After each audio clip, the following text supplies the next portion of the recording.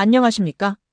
오늘 저는 안병욱, 김영석, 김태길 세 분 현자의 인생론을 심층적으로 비교 분석하며 성, 행복, 그리고 덕성이라는 핵심 가치들이 우리 삶에 어떤 의미를 부여하는지 탐구하고자 합니다.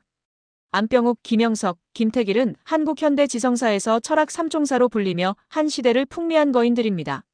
이들은 모두 1920년이라는 격동의 해에 태어나 일제강점기, 한국전쟁, 군부 독재, 그리고 급격한 산업화라는 한국 근현대사의 가장 극적인 장면들을 온몸으로 겪어낸 동시대인입니다.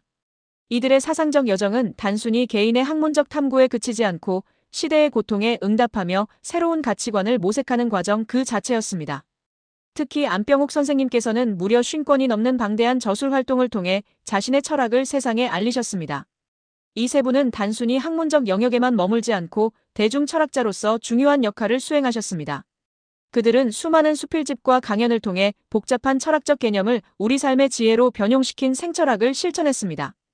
인간성 상실과 가치관 혼란의 시대에 정신적 등불이 되어 도덕적 지침을 제공했으며 전쟁의 폐허 위에서 무너진 공동체의 정신적 토대를 재건하는 중요한 사회적 프로젝트를 수행하셨습니다. 본 연구의 목적과 구조는 다음과 같습니다. 우리는 안병욱 선생님의 성의 철학, 즉 일관되고 진실한 삶의 자세를 먼저 살펴볼 것입니다. 이어서 김영석 선생님의 행복의 철학, 즉 사랑을 통한 행복 추구를 알아보고 마지막으로 김태길 선생님의 덕성의 철학, 즉 이성적 자기 수양을 통해 삶의 의미를 찾는 여정을 함께할 것입니다. 이제 제1부 안병욱 선생님의 인생론인 성실한 실천의 철학을 시작하겠습니다. 안병욱 선생님의 철학은 일생일로의 토대 위에 세워져 있습니다. 그의 철학은 도산 안창호 선생의 민족주의 사상과 유년 시절부터 체화된 기독교 정신이라는 두 개의 강력한 기둥 위에 서 있습니다. 그는 청년 시절 흥사단에 가입하여 평생 도산의 사상을 전파하는 데 헌신하셨습니다. 도산의 사상은 무실력행, 즉 참되고 실질적인 것을 힘써 행하는 것과 경천애인, 즉 하늘을 공경하고 사람을 사랑하는 것으로 요약됩니다. 또한 독실한 기독교 집안에서 태어난 안병욱 선생님에게 삶은 단순한 생존이 아니라 성실하게 걸어가야 할 사명의 길이었습니다. 그의 철학에서 강조되는 성실, 책임, 그리고 소명의식은 바로 이러한 기독교적 가치관과 깊이 연결되어 있습니다. 안병욱 선생님의 핵심 철학은 바로 성의 철학과 중용의 철학입니다. 성은 단순히 정직함을 넘어 자신의 존재 전체를 걸고 삶의 모든 순간에 최선을 다하는 전인격적인 태도를 의미합니다.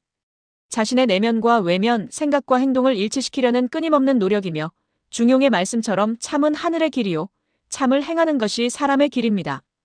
이어서 중용은 극단으로 치우치지 않고 항상 조화와 균형을 추구하는 태도를 말합니다. 행복이 여유와 조화에서 비롯된다고 본 안병욱 선생님에게 중용은 격정과 냉소 사이의 균형, 이상과 현실 사이의 조화를 찾는 지혜였습니다. 안병욱 선생님은 자신의 삶을 일생일업과 일생일로라는 말로 요약하곤 하셨습니다. 이는 한평생 하나의 일, 한평생 하나의 길을 걸어왔다는 의미로 그의 인생론이 실제 삶에서 어떻게 구현되었는지를 명확하게 보여줍니다. 숭실대학교 교수로 평생 제자들을 길러내셨고 사상계 주관으로서 자유언론 투쟁에 앞장서셨습니다. 또한 흥사단 이사장으로 도산의 사상을 전파하는 데 헌신하셨으며 50여 권의 저술을 통해 철학의 대중화에 크게 기여하셨습니다. 안병욱 선생님의 성개념은 도산의 무실력행, 기독교적 성실함, 유교적 군자의 이상을 하나로 묶는 통합적 원리입니다. 이질적인 사상들을 하나의 실천적 인생론으로 녹여낸 것이 바로 그의 독창성이라 할 수 있습니다. 이제 제2부 김영석 선생님의 인생론인 영원한 행복의 철학으로 넘어가겠습니다. 김영석 선생님은 신앙이라는 렌즈를 통해 삶을 섭리로 보셨습니다. 보이지 않는 신의 손길이 개개인의 삶을 이끌고 있다는 믿음은 곧 섭리의 믿음으로 이어집니다.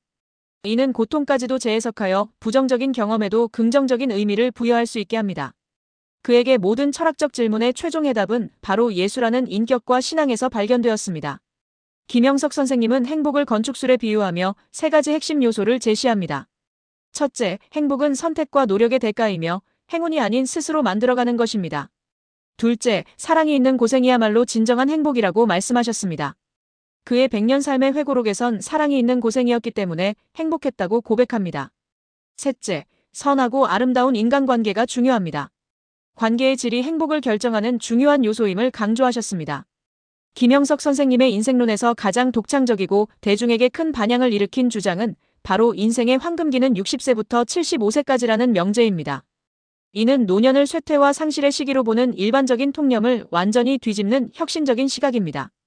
60세 이전은 인생을 배우고 경험을 쌓는 시기이며 60세에서 75세까지가 평생 축적한 지혜와 경험, 왕성한 지적, 창조적 에너지가 최적의 조합을 이루는 황금기입니다. 그는 76세의 역작 한국인의 가치관을 지필한 친구 김택일 선생님의 사례를 들며 이 시기야말로 한 인간이 자신의 삶에서 가장 의미 있는 결실을 맺을 수 있는 황금기임을 역설했습니다. 75세 이후에는 창의력이 점차 감소할 수 있다고 보았죠. 김영석 선생님은 이러한 주장을 통해 연령차별주의에 도전하며 노년기를 사회적 역할이 끝나는 시기가 아니라 오히려 가장 성숙한 인격과 지혜로 사회에 기여할 수 있는 잠재력의 시기로 재조명하셨습니다. 김영석 선생님의 긴 삶은 그 자체로 긴 삶의 현상학이라 할 수 있습니다. 100년이 넘는 그의 생애 연수는 단순한 생물학적 사실을 넘어 그의 주장을 뒷받침하는 가장 강력한 텍스트이자 철학의 권위가 되었습니다.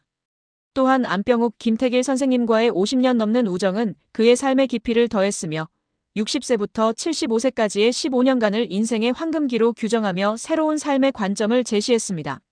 그는 인생의 여러 단계를 모두 거쳐 그 가장 먼 곳에서 우리에게 삶의 지혜를 전하는 현자와 같습니다. 다음은 제3부 김택일 선생님의 인생론인 윤리적 삶의 철학입니다. 김택일 선생님의 철학에서 윤리학은 최우선성을 가집니다. 그의 초기 동기는 시문의 소설 상록수에서 영감을 받은 사회개혁운동으로 시작되었습니다.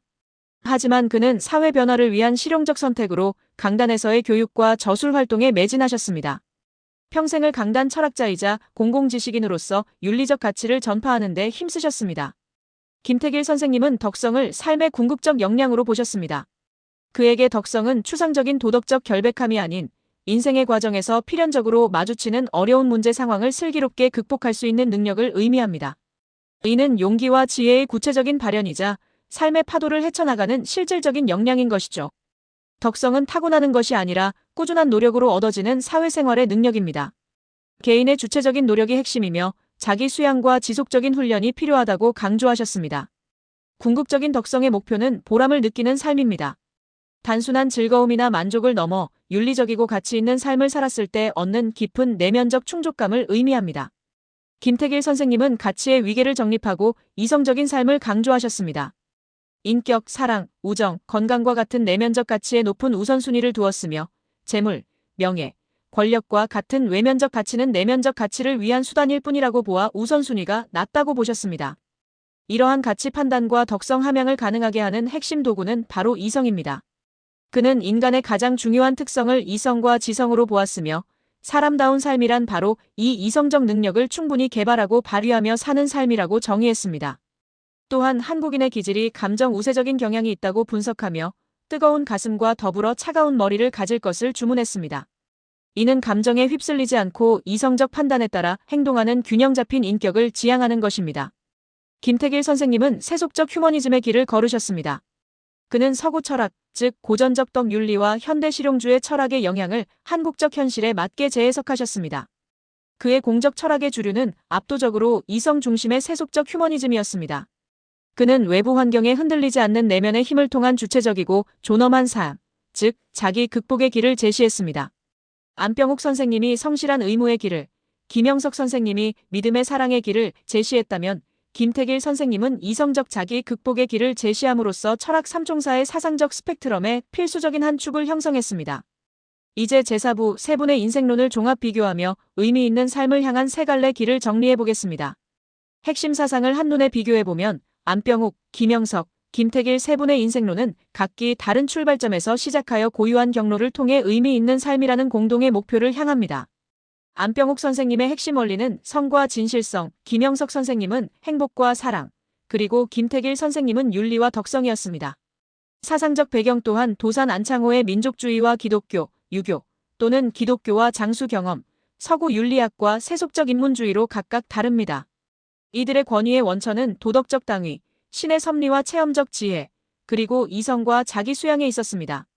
성취의 경로 또한 일관되고 헌신적인 실천, 사랑의 관계 맺기와 사랑이 있는 고생, 덕성의 의식적 함양으로 각자의 길을 걸으셨습니다. 행복에 대한 관점 역시 성실하고 균형 잡힌 삶의 결과물, 노력과 사랑으로 획득하는 중심 목표, 덕성 있는 삶에서 오는 보람으로 차이를 보입니다. 마지막으로 삶의 핵심 은유는 안병욱 선생님에게는 곧게 뻗은 하나의 길, 김영석 선생님에게는 황금기가 있는 단계적 여정, 김태길 선생님에게는 스스로 설계하고 건설하는 프로젝트였습니다.